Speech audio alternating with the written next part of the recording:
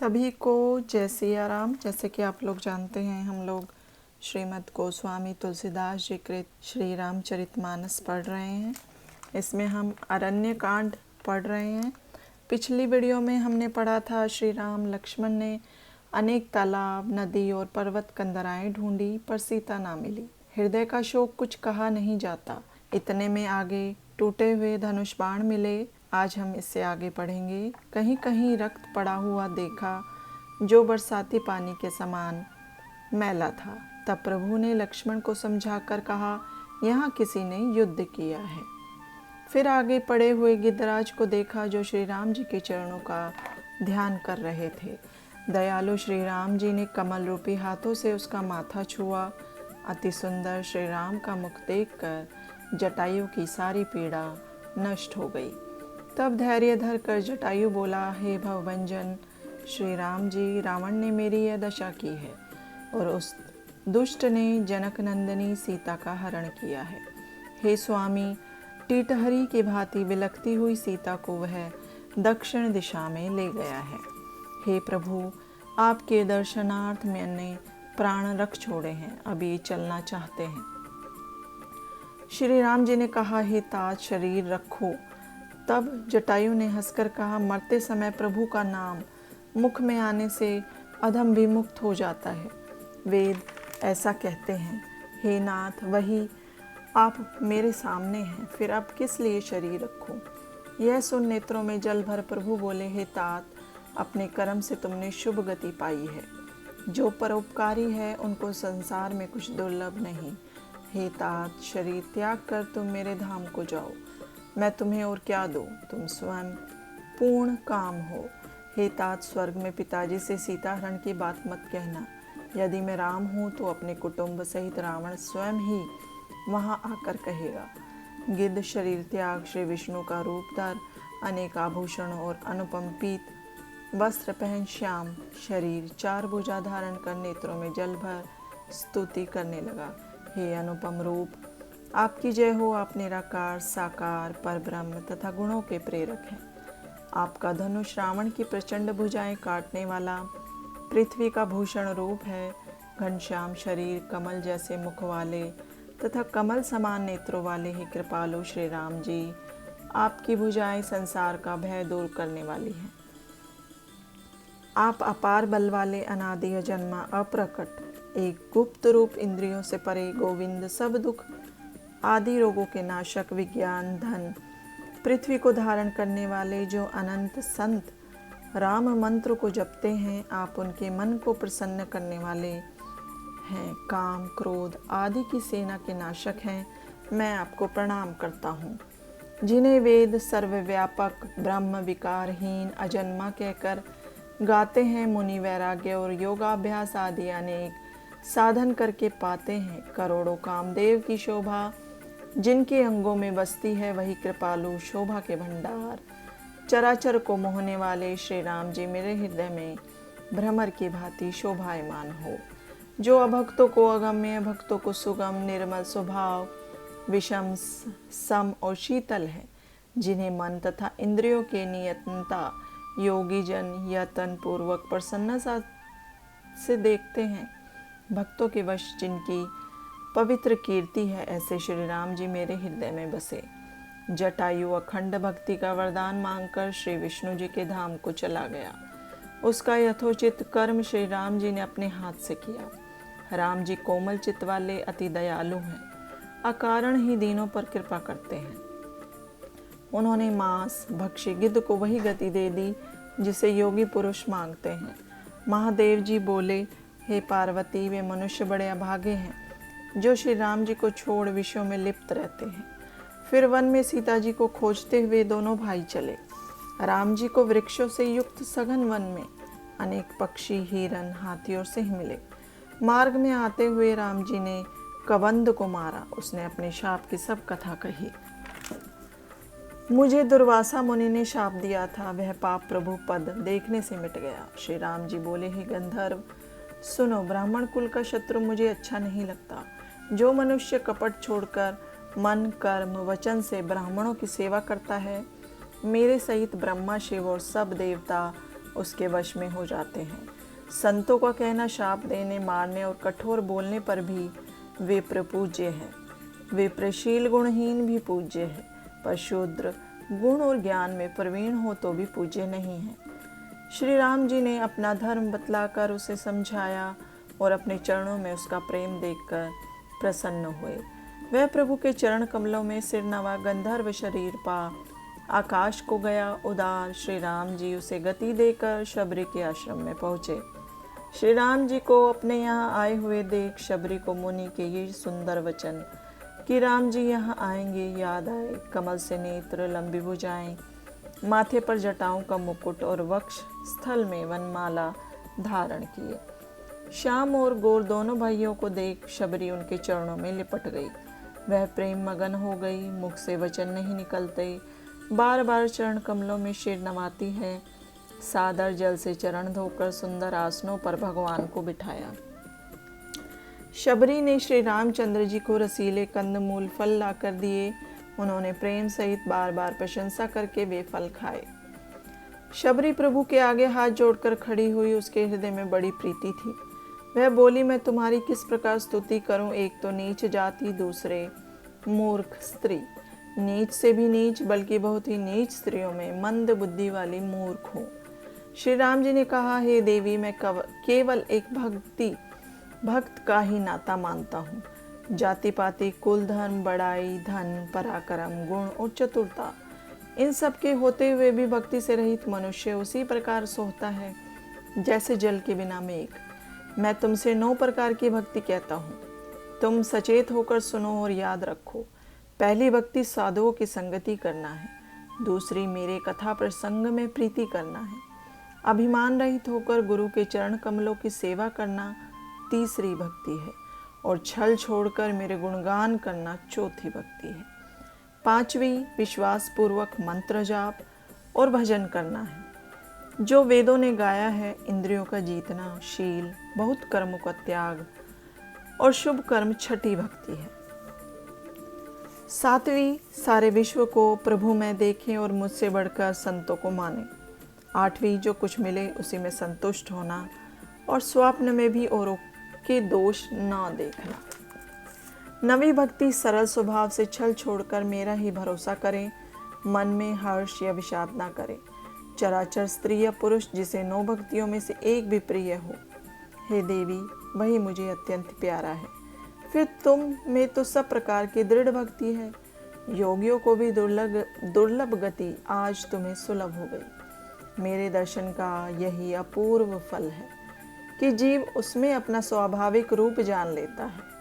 तुम्हारे सब प्रकार से बड़े भाग्य हैं जो मेरे चरणों में तुम्हें प्रेम हुआ। तुम्हारी महिमा जिसके हृदय में होगी वह भी बड़ा भाग्यशाली होगा। यह उत्तम बात सुन शबरी प्रसन्न हुई।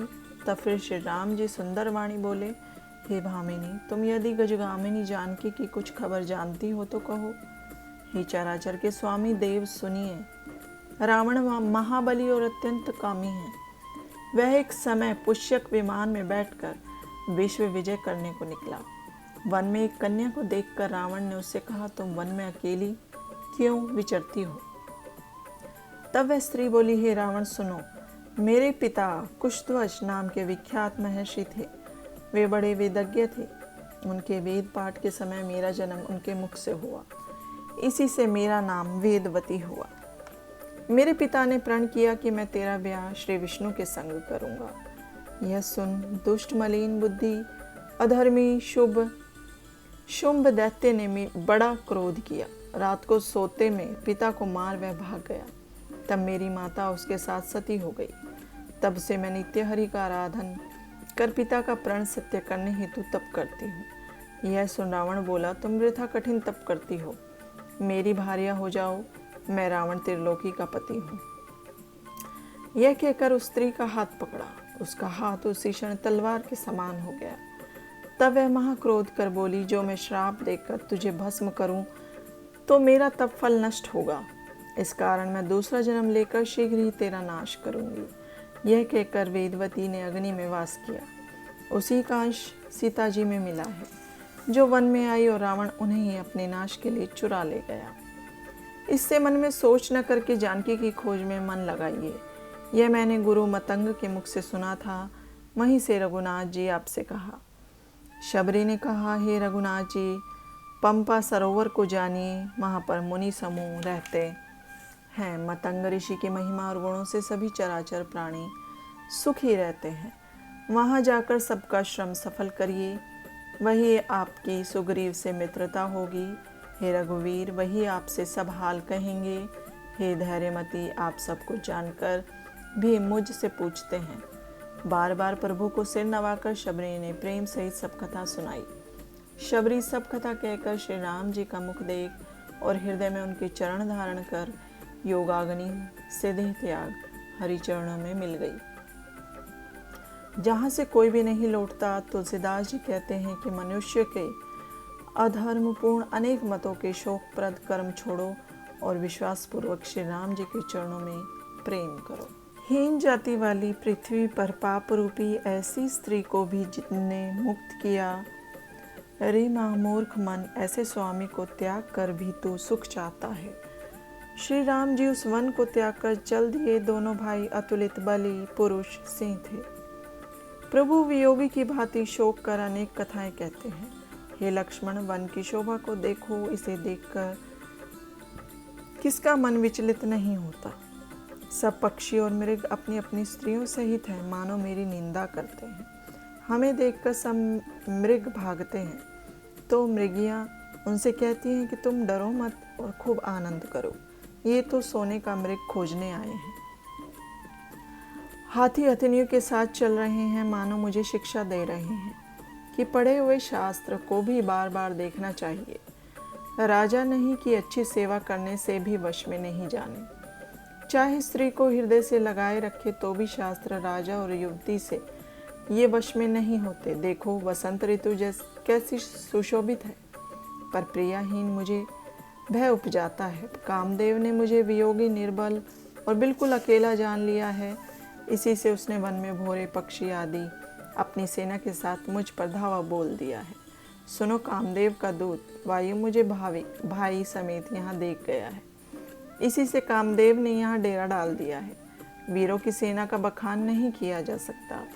वृक्षों पर लताएं ऐसी लगती हैं मानो विविध तंबू तने हो। केला और ताड़ के वृक्ष सुंदर ध्वजा पताका है। धैर्यवान ही उसे देखकर नहीं मोहते। नाना प्रकार के वृक्ष फूल रहे हैं, मानो अनेक रंग के वृक्ष बनाए हुए बाणधारी हो। कहीं कहीं सुंदर वृक्ष ऐसे सुशोभित है मानो योद्धा लोग अलग अलग डेरा डाले हों। बोलती कोयले ही मानो मस्त हाथी है। ढेक व मखो पक्षी मानो ऊंट व खच्चर हैं। मोर चकोर तोते ही मानो श्रेष्ठ घोड़े, कबूतर और हंस मानो ताजी अरवी घोड़े हैं। तीतर और बटेर की पैदल सेना है। इस प्रकार कामदेव की सेना कहीं नहीं जाती।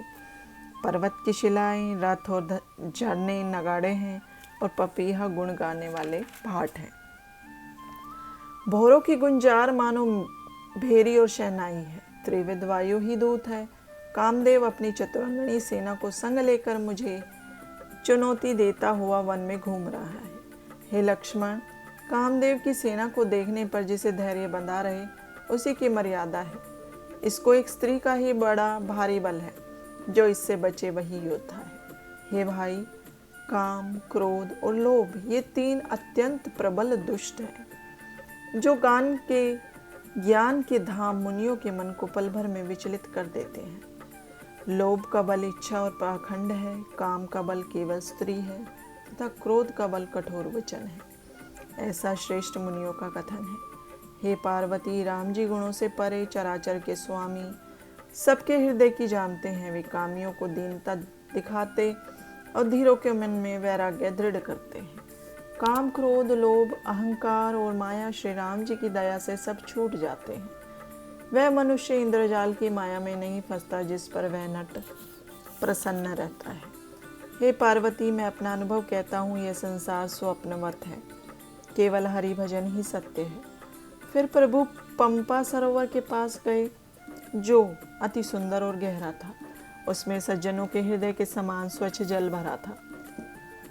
सुंदर घाट बंधे थे, जहाँ तहाँ पक्षी मृग जल पीते थे, जैसे दानी के घर पर याचकों की भीड़। घनी काय की ओट होने से जल का शीघ्र भेद नहीं मिलता, जैसे माया से लिप्त जीव को निर्गुण ब्रह्म का भेद नहीं मिलता। बहुत गहरे जल में सब मछलियाँ समान रूप से सुखी हैं। जैसे धर्म का आचरण करने वाले पुरुषों के दिन सुखपूर्वक व्यतीत होते हैं, उसमें अनेक रंग के कमल खिले हुए हैं, जिन पर भोरे मधुर शब्द करते हैं। जल कुकुट और बत्तखें बोलती हैं, मानव प्रभु को देखकर उनकी प्रशंसा करती है। चकवा चकवी बगुलों के समूह देखते ही बनते हैं, उनका वर्णन नहीं हो सकता। सुंदर पक्षियों की सुहावनी चहचहाहट जाते हुए पक्षियों को बुला देती है। तालाब के पास मुनियों के आश्रम हैं, चारों ओर सुहावने वृक्ष हैं। चंपा, मोलसरी, कदम्ब, तमाल, गुलाब, कटहल, ढाक और आम आदि के वृक्ष लगे हुए हैं। नाना प्रकार के वृक्षों के नए पत्ते और फूलों पर बैठकर भोरे गुंजार कर रहे हैं। शीतल मंद सुगंध युक्त मनोहर पवन सदैव बहती रहती है। कोकिलें कुहू कुहू रटती हैं। उनकी रसपूर्ण ध्वनि सुनकर मुनियों की समाधि छूट जाती है। फलों के भार से लदे हुए वृक्ष भूमि पर ऐसे झुक गए जैसे अच्छी संपत्ति पाकर परोपकारी मनुष्य नम्र हो जाते हैं। तालाब को अति सुंदर देखकर राम जी ने उसमें स्नान कर सुख पाया। फिर एक सुंदर वृक्ष की छाया देखकर लक्ष्मण सहित राम जी उसके नीचे बैठे। वहां पर सब देवता और मुनि आकर प्रभु की स्तुति करके अपने अपने धाम को गए। प्रसन्नता में बैठे हुए श्री राम जी लक्ष्मण जी से सुहावनी कथा कह रहे हैं। श्री राम जी की वियोग की पीड़ा से दुखी देख नारद के मन में बड़ा संकोच हुआ कि मेरा शाप स्वीकार करके राम जी अनेक प्रकार के दुख सह रहे हैं। नारद ने सोचा, जाकर ऐसे प्रभु के दर्शन करूं, फिर ऐसा अवसर न मिलेगा। यह विचार वह हाथ में वीणा लेकर जहाँ राम जी सुख से बैठे थे वहां गए। प्रेम पूर्वक मधुर वाणी से रामचरित गाते हुए नारद जी वहां आए और प्रभु को प्रणाम किया। प्रभु ने उठा बड़ी देर तक हृदय से लगाए रहे, फिर कुशल पूर्वक पास बैठाया और लक्ष्मण जी आदर सहित उनके चरण धोने लगे।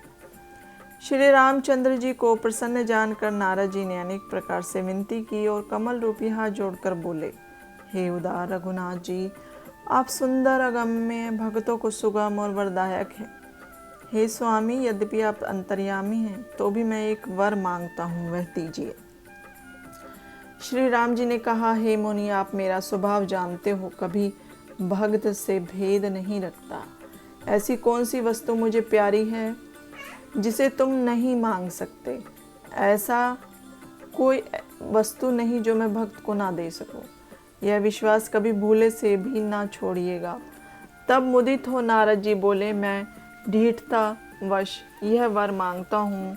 यद्यपि आपके अनेकों नाम हैं, वेद कहते हैं कि वे एक से बढ़कर एक है, पर हे प्रभु, राम सब नामों से बढ़कर पाप रूपी पक्षियों के नाश के लिए बधिक रूप हो। आपकी भक्ति पूर्णिमा की रात है, उसमें राम नाम चंद्रमा और दूसरे नाम निर्मल नक्षत्र हैं। इस प्रकार हे प्रभु, आप भक्तों के हृदय रूपी आकाश में बसिए। कृपालु श्री राम जी ने मुनि से एवं अस्तु, ऐसा ही हो, कहा।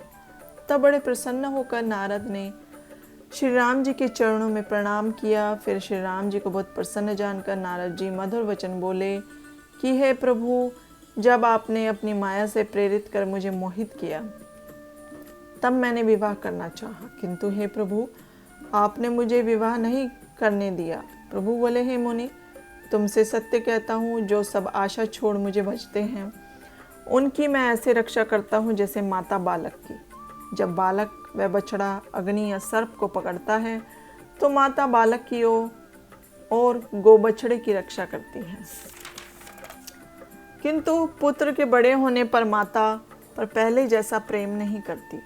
ऐसे ही ज्ञानी पुरुष बड़े बालक की भांति है और अज्ञानी सेवक छोटे नादान बच्चे हैं। भक्त को मेरा बल है और ज्ञानी को अपना, पर काम क्रोधाग्नि शत्रु दोनों को मैं यह समझ पंडित लोग मुझे भजते हैं और ज्ञान पा भक्ति को नहीं छोड़ते हैं। काम क्रोध लोभ अहंकार आदि तो मोह की प्रबल सेना है, जिनमें माया रूपी रूपिणी नारी अत्यंत कठिन और दुखदायी है।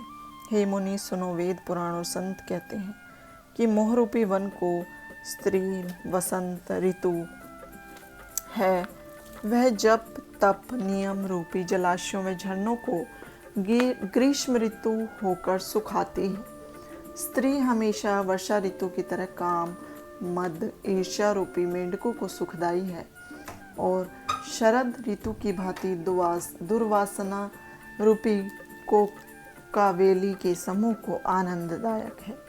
धर्म रूपी कमल को स्त्री हेमंत ऋतु के तुल्य और घोर दुखदाई है और ममता रूपी जवासा को हरा भरा करने के लिए शिशिर ऋतु के समान है। स्त्री पाप रूपी उल्लू को सुखकारी घोर अंधेरी रात के तुल्य है। बुद्धि बलशील और सत्य रूपी मछलियों के मारने को स्त्री बंसी के समान है, ऐसा चतुर कहते हैं। हे मुनि, स्त्री अवगुणों की जड़ शूल पहुँचाने वाली तथा सब दुखों की खान है। यही मन में विचार कर मैंने तुम्हारा विवाह नहीं होने दिया था। श्री राम जी के सुंदर वचन सुन नारद जी का शरीर पुलकित हो गया, आंखों में आंसू भर आए। कहो, ऐसी किस प्रभु की रीति है जो सेवक पर प्रीति और ममता रखे? जो भ्रम छोड़कर ऐसे प्रभु को नहीं बचते वे ज्ञानी मंद बुद्धि और अभागे हैं। फिर नारद मुनि बोले, हे राम जी, आप महान ज्ञानी और पंडित हैं, सुनिए। हे संसार के आवागमन को मिटाने वाले प्रभु, संतों के लक्षण कहिए। प्रभु बोले, हे मुनि सुनो, मैं संतों के गुण बताता हूँ जिनसे कि मैं उनके वश में रहता हूँ। संत लोग क्रोधादिक छह विकार छोड़ पाप और कामनाहीन स्थिर चित्त धनहीन सुख के स्थान ज्ञानी परमार्थ तत्व को जानने वाले सत्य प्रतिज्ञ कवि कोविद योगी सावधान मद व मान से रहित धीर और भक्ति मार्ग में चतुर होते हैं। जो गुणों के भंडार संसार के सुख से रहित शंकाहीन है, ऐसे संतों को मेरे चरण कमलों को छोड़ दे घर आदि कुछ भी प्रिय नहीं लगता। जो अपने गुणों को कानों से सुनकर सकुचाते हैं, पराये गुण सुनकर बहुत हर्षित होते हैं। वे समदर्शी नीति को नहीं त्यागते, सरल स्वभाव वाले सबसे स्नेह करते हैं।